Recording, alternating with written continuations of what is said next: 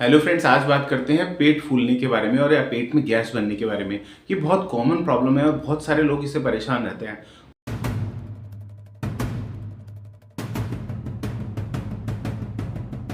अगर आप लगातार बहुत ज़्यादा बाहर का खाना खाते हैं या बहुत ज़्यादा स्पाइसी या फूडी, आप थोड़े से आपको टेस्ट पे बहुत ज़्यादा फोकस करके करते हैं और आप ऐसे खाना खाते हैं जिनमें थोड़े मसाले ज़्यादा हैं या थोड़ा तला वाला ज़्यादा है, तो ऐसे खाने को डाइजेस्ट करने के लिए स्टमक को या पूरे सिस्टम को थोड़ा प्रेशर लगाना पड़ता है।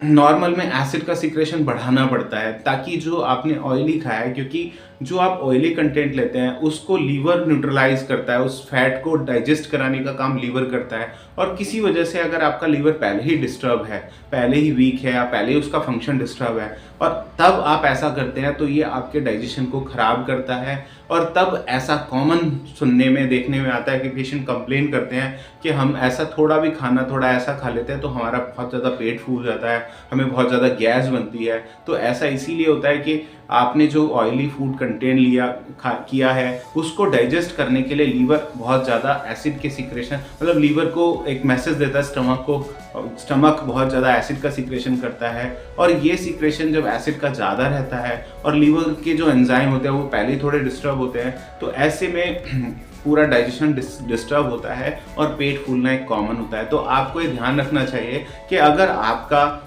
ऐसा सिस्टम है कि थोड़ा वीक है और थोड़ा ऑयली खाने के बाद आपको बहुत ज़्यादा गैस बनती है, तो थोड़े टाइम के लिए आपको अपने सिस्टम को रेस्ट करना चाहिए।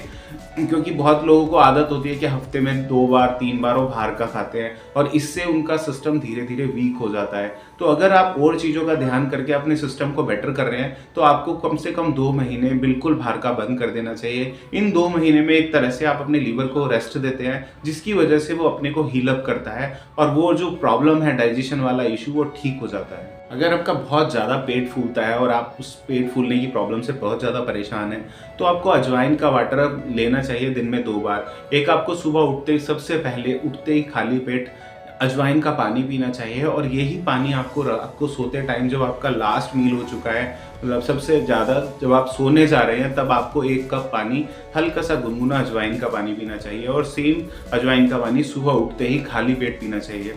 अजवाइन में सबसे अच्छी बात होती है कि ये बहुत सारे डाइजेशन के इशू को सॉल्व कर देती है। और जब आप ये 2 टाइम लेते हैं तो इन 2 टाइम का मेजर इम्पैक्ट आपके डाइजेशन सिस्टम पे पड़ता है। अगर आपको गैस फॉर्मेशन या बहुत ज़्यादा पेट फूलने की प्रॉब्लम रहती ही है तो आपको वॉक करना शुरू कर देना चाहिए। 20 मिनट आपको रोज़ चलना चाहिए, चाहे आप सुबह या शाम अपने टाइम के हिसाब से। आप जब 20 मिनट वॉक करते हैं तो ये बहुत ज़्यादा हेल्प करती है आपके डाइजेशन सिस्टम को ठीक करने में। तो आपको रोज़ नियम से जब भी आप कर सकते हैं आपको 20 मिनट चलना शुरू कर देना चाहिए। और ये ऐसी चीज़ है कि जो आपके सारे सिस्टम को जैसे एक तरह से रिपेयर करती है, तो आपको ये ज़रूर शुरू करनी चाहिए।